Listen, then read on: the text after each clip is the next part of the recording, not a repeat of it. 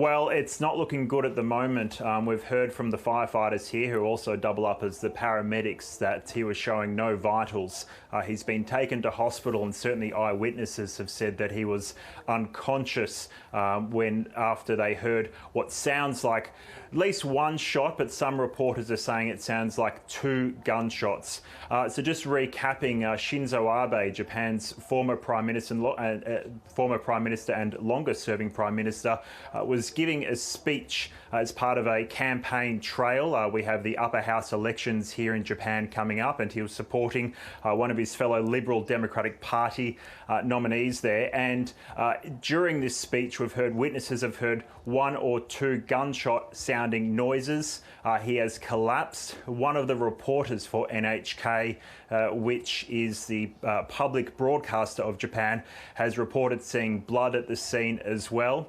And then he was obviously rushed to hospital. As I mentioned before, the last we have is that he was showing no vitals, but we haven't got any updates from when he was taken to hospital. Certainly very concerning news here in Japan. We know one man has now been detained, arrested by police. It looks like he'll be facing attempted murder charges.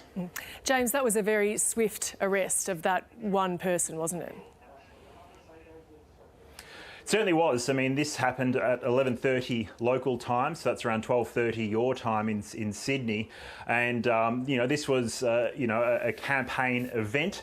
So there already was a fairly high police presence, as there would be in any kind of political event here, particularly that involving the former Prime Minister. So this has all happened very, very quickly in terms of getting that man detained.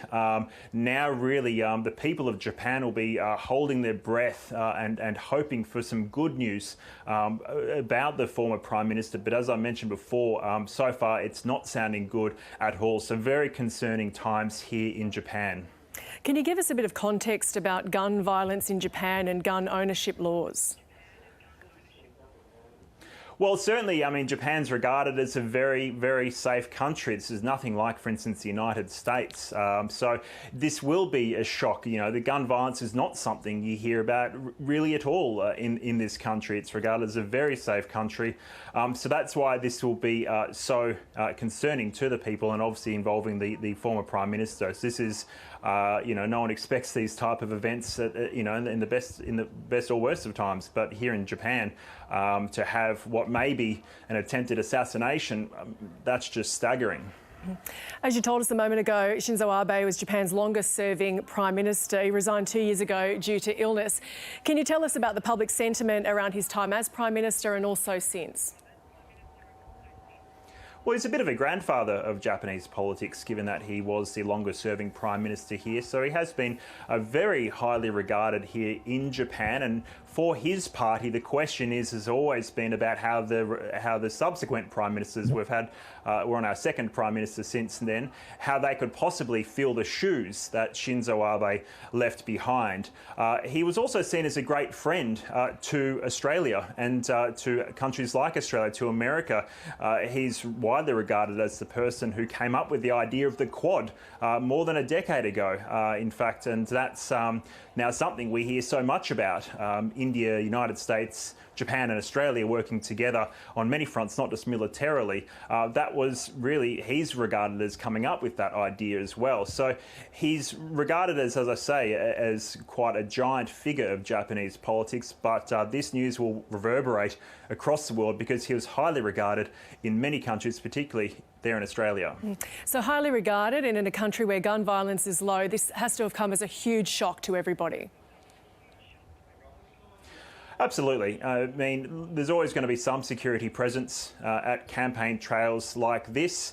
There'll obviously be questions now about how, someone could have carried out assuming that it is confirmed it's a gunshot and someone has shot him once or twice. Obviously, there'll be a thorough examination about what has happened here and what could have been done to possibly prevent this. But, as you say, this is really something there's no reason to expect something like this would happen in, really any country, but especially in Japan, considering how safe this place is. So, look, as I say, this is a very senior figure, some quite grim and worrying news about what has happened to the former Prime Minister. And now we're just seeing live pictures, for instance, of paramedics and police. They'll be combing the scene, no doubt. Some quite kind of concerned witnesses who have described these gunshot-sounding noises. Really, the only thing that's left now is getting some official confirmation what has actually happened and whether or not he's able to pull through. James, this is of course breaking news. You're bringing us out of Japan. For viewers who are just joining us, can you recap for us what we know so far about what happened? Certainly. Well, we know at 11:30 local time, the former Prime Minister Shinzo Abe was giving a campaign speech in Japan, and there are the upper house elections coming up not far from now, and he was supporting a fellow party nominee for the Liberal Democratic Party. That's the party that he's represented before. And during this speech he was given, we've heard what sounds like two gunshot sounding noises. That's what witnesses are reporting. That's what a journalist has reported for the public broadcaster NHK. They've reported that he collapsed, the reports of seeing blood.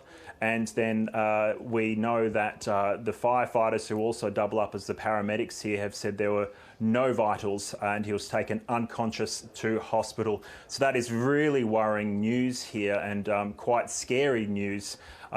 We also know that one man has been detained and it looks like he will be facing attempted murder charges. So at the moment, without getting too far ahead of ourselves, it looks like this might have been, an assassination attempt against Shinzo Abe, who is a huge figure of Japanese politics, really a grandfather figure of Japanese politics and the longest serving Prime Minister, most recently serving from 2012 to 2020. So now we are really just waiting for confirmation of his condition from hospital. It's up to hospital, the health officials here, to declare if he is in fact deceased. But as I say before, very concerning news that firefighters said there was no vitals, that he was taken unconscious. So it's not looking good at the moment. Yeah, we await news on his condition. North Asia correspondent James Oaten bringing us the latest there from Japan. Thank you, and we will check in again shortly.